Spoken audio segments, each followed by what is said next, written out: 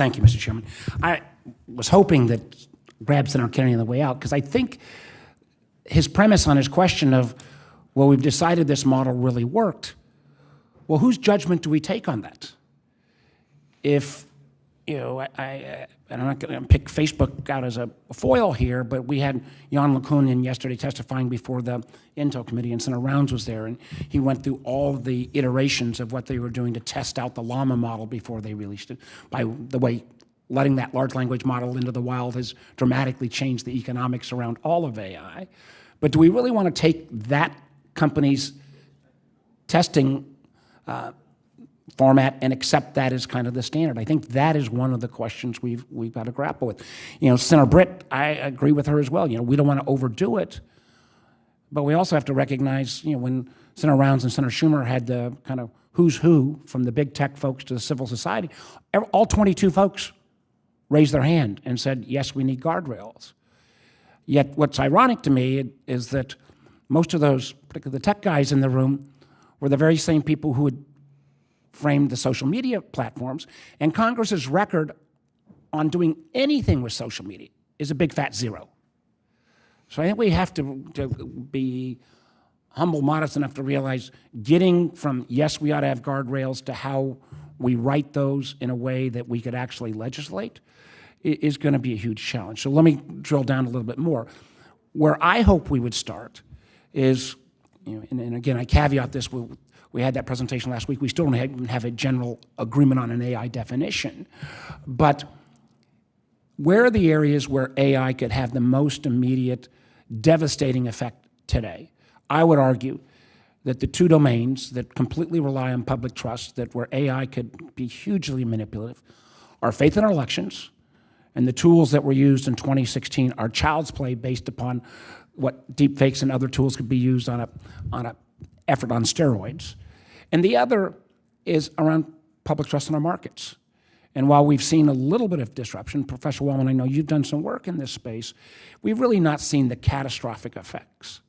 So maybe I'll keep with public markets, because it's easier than some of the First Amendment issues on elections.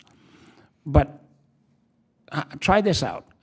I think the potential negative effects of AI tools on our public markets are so great that we may need to introduce a concept of like overweighting, so that, just as we say, murder is murder, but we're going to have a higher penalty if it's caused by a terrorist, or weapons of war are bad, but we're going to have an extra sanction on chemical weapons versus other traditional weapons.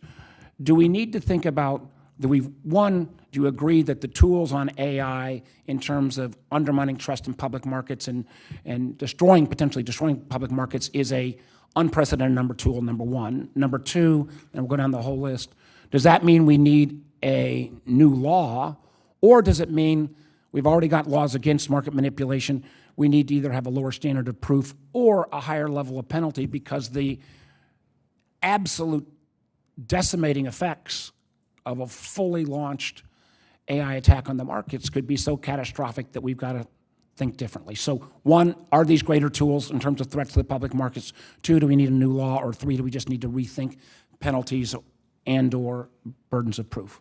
So whoever wants to go. Thank you for the question. I couldn't agree more that the fundamental issue here is trust.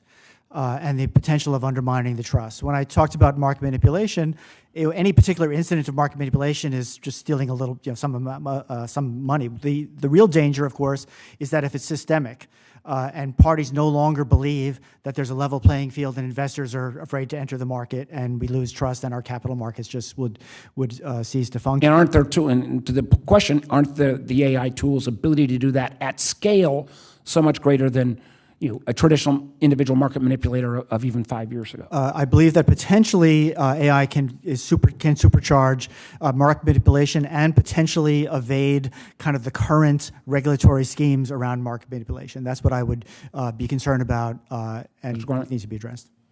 Yeah, listen, I think that trust and market integrity are absolutely critical.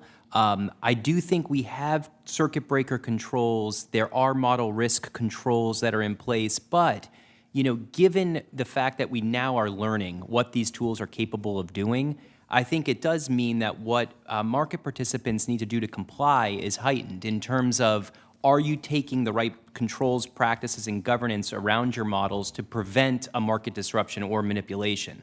Ms. Cody? I concur with all of that.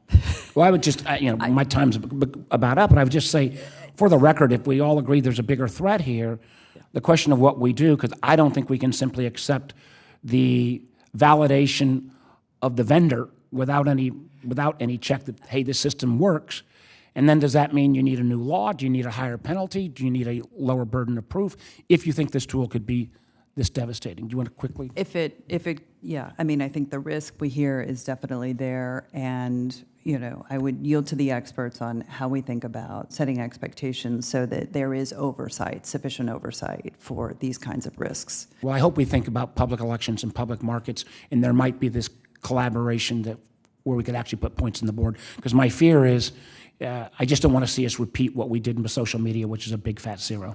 So I know we're out of time. Broader conversations about setting expectations, even using potentially the frameworks we have in financial services, principles-based expectations on non-financial actors who are using more complex AI techniques, I think is an area for exploration.